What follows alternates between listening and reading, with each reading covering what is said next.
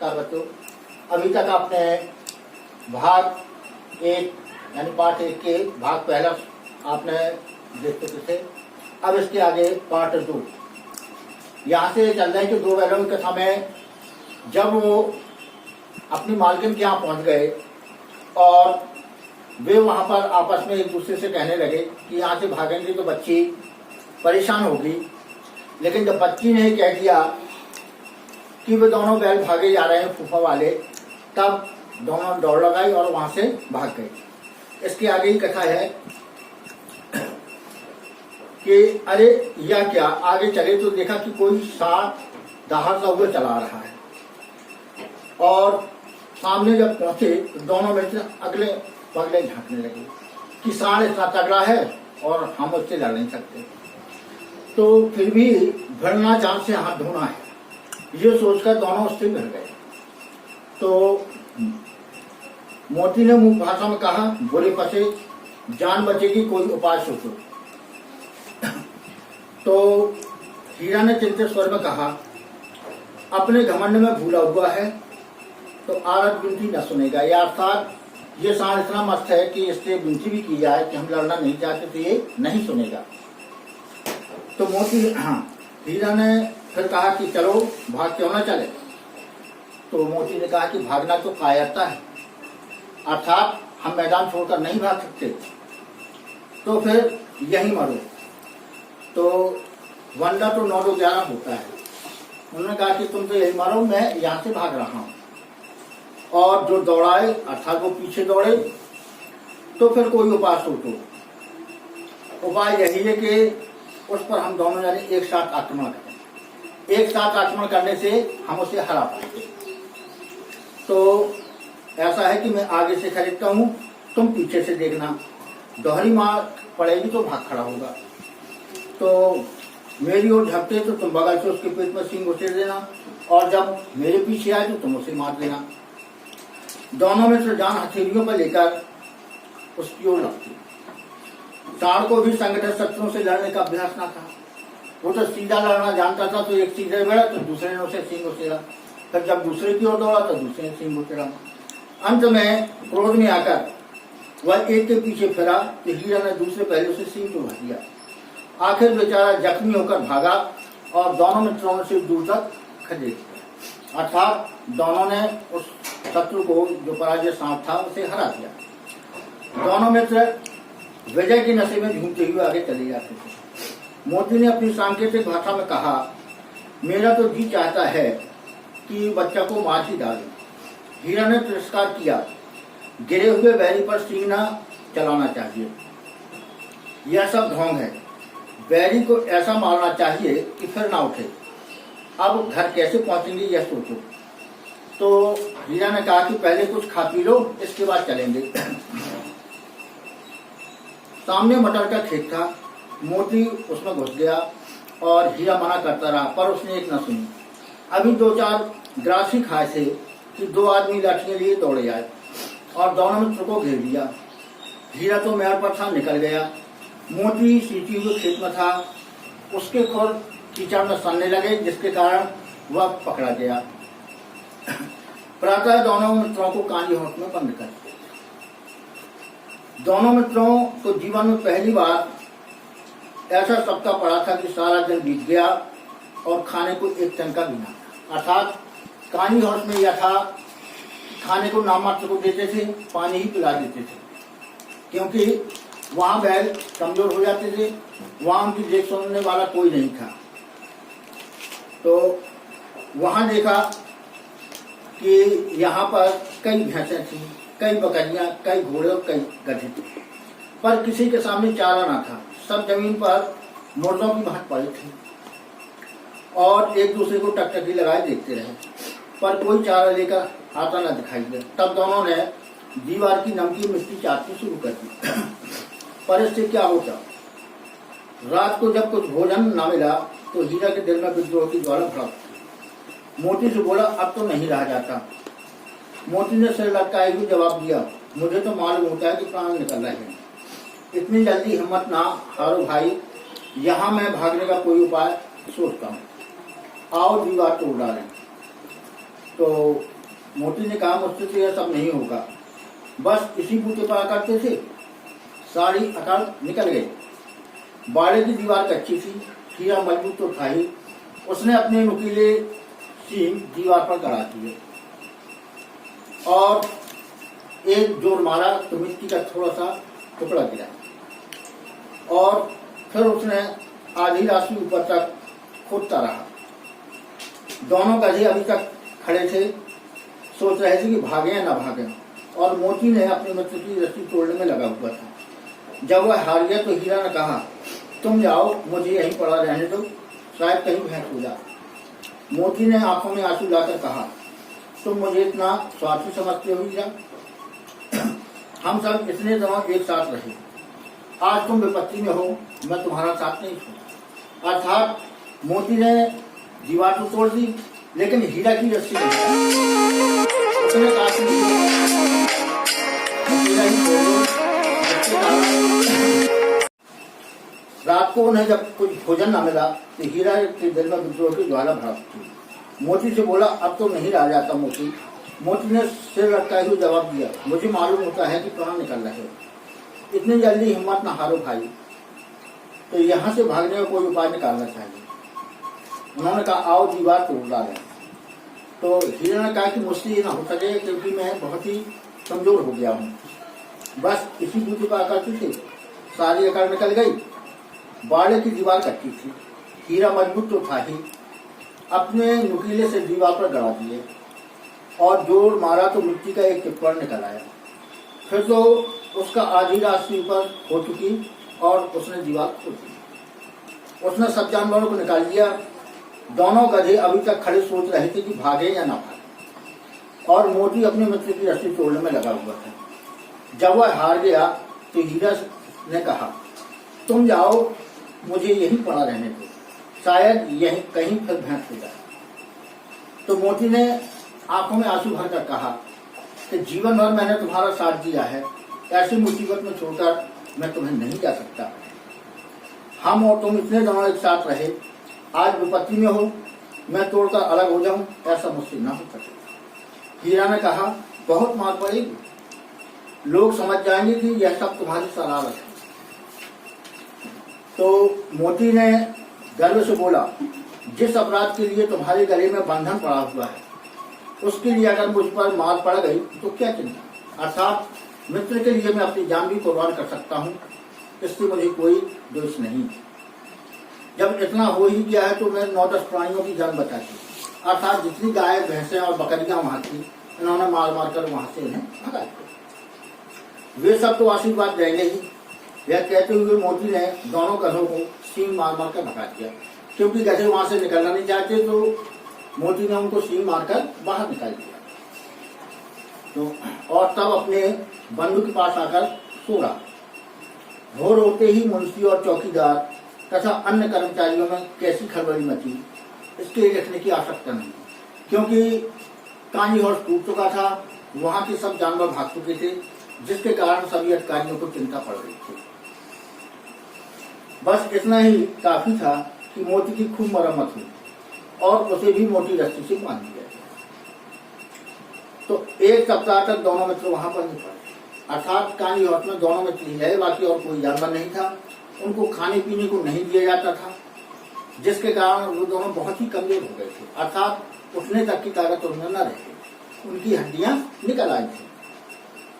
तब किसी ने चारे का एक भी तृण न डाला। हाँ, एक बार पानी दिखा दिया जाता था, यही उनका आधार था। दोनों इतने दुर्बल हो गए थे कि उठा तक न जाता था। ठठरियां निकल आई थी, अर्थात उनकी एक एक हड्डियां गिन सकते थे। एक दिन बाड़े के सामने डुग्गी बजने लगी, क्योंकि उस समय जो सभाएं होती थी उसके लिए डुग्गी का प्रचलन था। तो डुग्गी बजने लगी और दोपहर होते होते वहां 50-60 आदमी जमा हो गए। तब दोनों मित्र निकाले गए और उनकी देखभाल होने लगी। लोग आकर उनकी सूरत देखते और मन फीका करके चले जाते, क्योंकि वो इतने कमजोर हो चुके थे कि कोई उनको लेना पसंद नहीं करता था। ऐसे मतलब बैलों को कौन खरीदता होगा। सहसा एक दरियल आदमी, जिसकी आंखें लाल थी और मुद्रा अत्यंत कठोर थी, आया और दोनों मित्रों के कूल्हों में उंगली घोंटकर मुंशी जी से बातें करने।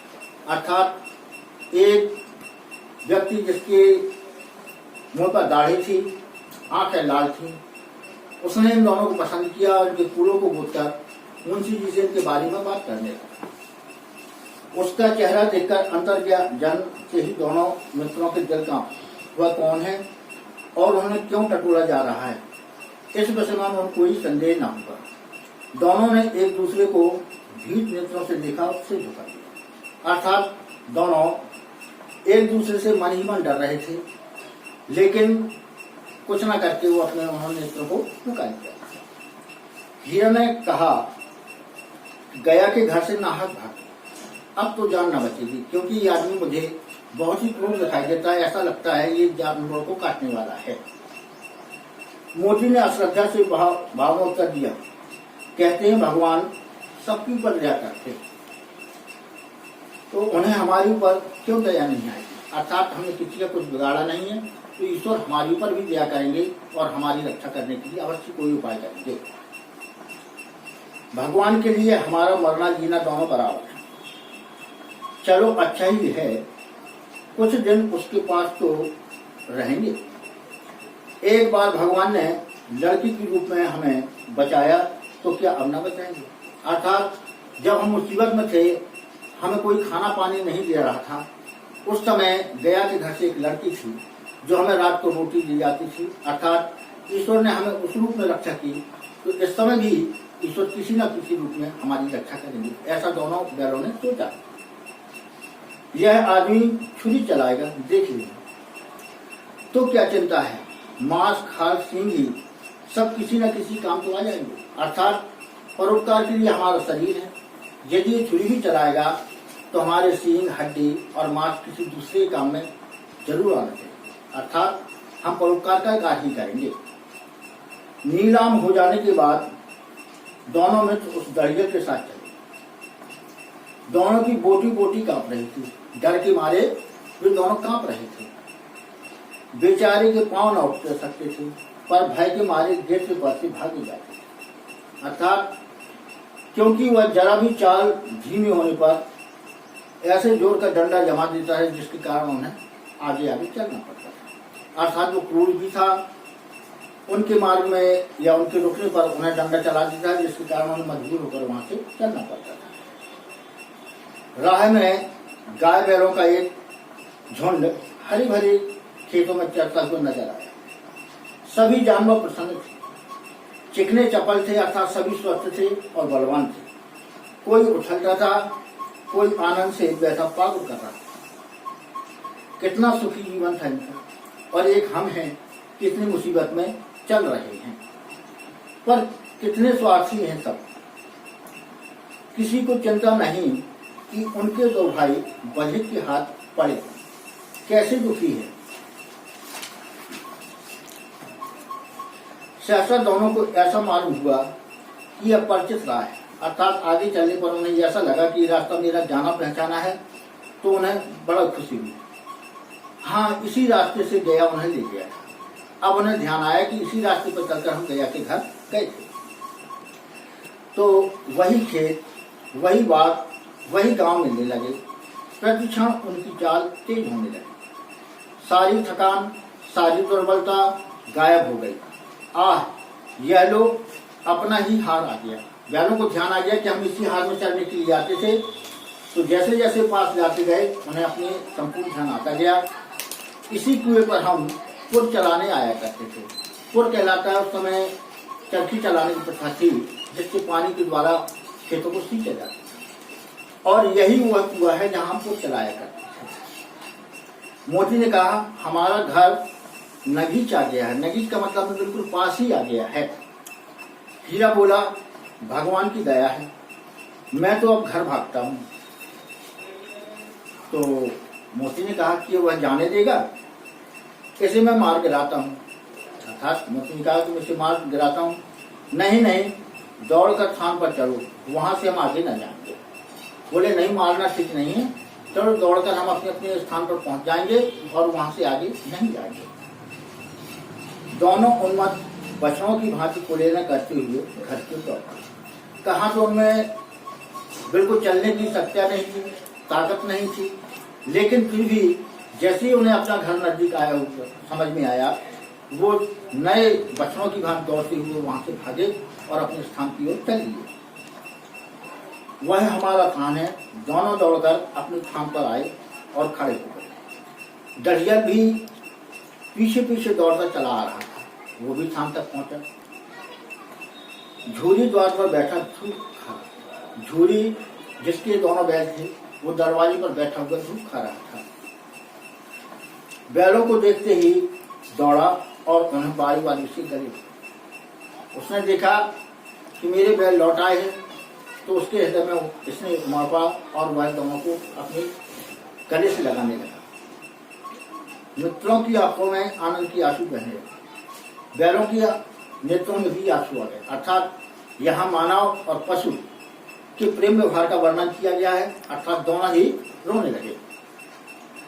एक झूरी का हाथ चाट रहा था, दरियल ने आकर बैलों की रस्सियां पकड़ी। अब वहां से वो व्यक्ति जो दौड़ा हुआ आ रहा था, उसने दौड़कर उनकी रस्सियां पकड़ ली। झूरी ने कहा, मेरे बैल हैं। तुम्हारे बैल कैसे? मैं मवेशी खाने से नीलाम लिया। तो झूरी ने कहा कि ये तो मेरे बैल हैं। तो दरियल बोला कि वाह, तुम्हारे बैल कैसे हैं? इसलिए मैं तो अभी काली और से नीलाम होकर लिए चला रहा हूँ, इस कारण तुम्हारे बैल नहीं। तो मैं समझता हूँ कि चुराए लिए आते हो, चुपके से चले जाओ, मेरे बैल हैं। झूरी ने कहा, ऐसा लगता है कि तुम मैंने चुरा कर भाग रहे हो, इसलिए यहाँ से चुपके से निकल जाओ, मुझे ना कुछ कहना पड़ेगा। तो बेचूंगा तो बिकेंगे, किसी को मेरे बैल नीलाम करने का क्या?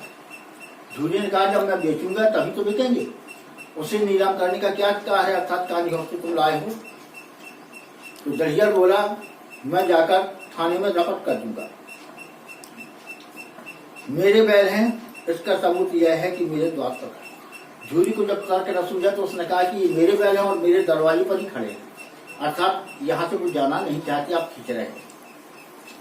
दरियल झल्लाकर बैलों को जबरदस्ती पकड़कर ले जाने के लिए बढ़ा। उसने सोचा कि मैं बैलों की रस्सी पकड़कर ले जाऊं, यहाँ बहस करने से क्या लाभ। उसी वक्त मोती ने सींग चलाया, अर्थात मोती ने दरियल को मारने के लिए आगे बढ़ा। दरियल पीछे आया, मोती ने पीछा किया, अर्थात मोती ने उसको खरीदा। तो दरियल भागा, मोती पीछे पीछे दौड़ा। गांव के बाहर निकल जाने पर मोती ने उसे गांव के बाहर तक खरीदा, और जब वहां से गांव के बाहर निकल गया, वह रुका, पर खड़ा दरियल का रास्ता देख रहा था। अर्थात फिर उस दाढ़ी वाले व्यक्ति की अंदर आने की हिम्मत नहीं हुई, वहीं खड़ा होकर वो उसे देखने लगा। दरियल दूर खड़ा धमकियां दे रहा था, गालियां निकाल रहा था, पत्थर फेंक रहा था, और मोती विजयी सूरवीर की भांति उसका रास्ता रोके खड़ा था। और गांव के लोग यह तमाशा देखते थे और हंसते थे। जब दरियल हार कर चला गया तो मोती अकड़ में लौटा। जब मोती ने देखा तो वह दाढ़ी वाला व्यक्ति वहां से चला गया है, तब वो विजयी सूरवीर की भांति अपने घर की ओर मुड़ा। हीरा ने कहा, मैं डर रहा था कि कहीं तुम गुस्से में आकर उसे मारना बैठो। तो हीरा ने कहा कि अगर वह मुझे पकड़ता तो मैं बेमारे न छोड़ता। तो हीरा ने कहा कि अब नहीं आएगा, आएगा तो दूर से ही खबर लूंगा, देखूं कैसे ले जाता है। जो गोली मरवा दे, मर जाऊंगा, पर उसकी काम तो ना आऊंगा। हमारी जान की कोई कीमत ही नहीं समझता, इसलिए कि हम इतने सीधे हैं। जरा देर में नानों में खरी भूसा, चोकर और दाना था। जो उनकी पुरानी नाने थी उसमें सभी दाना, पानी, खली, चोकर आदि डाल दिया गया और दोनों में खाने लगे। झूरी खड़ा दोनों को सहला रहा था और 20 लड़के उसका तमाशा देख रहे थे। सारे गांव में उत्साह सा मालूम होता था। उसी समय मालकिन ने आकर दोनों की माछी चूम दी। कहने का तात्पर्य है कि दोनों बैलों की कथा से मालूम होता है कि मानव समाज और पशु समाज के बीच में जो प्रेम संबंध है प्राचीन काल से चला आ रहा है, और इसी के माध्यम से मुंशी प्रेमचंद ने उस समय की शासन व्यवस्था के वर्णन किया है कि उस समय हमारे समाज में कितनी विपत्तियां थी, अंग्रेजी शासन के कारण हमारे लोग कितने विवश थे। इसी दो बैलों के माध्यम से उन्होंने उस समय की शासन व्यवस्था का वर्णन किया है। जय हिंद, जय भारत।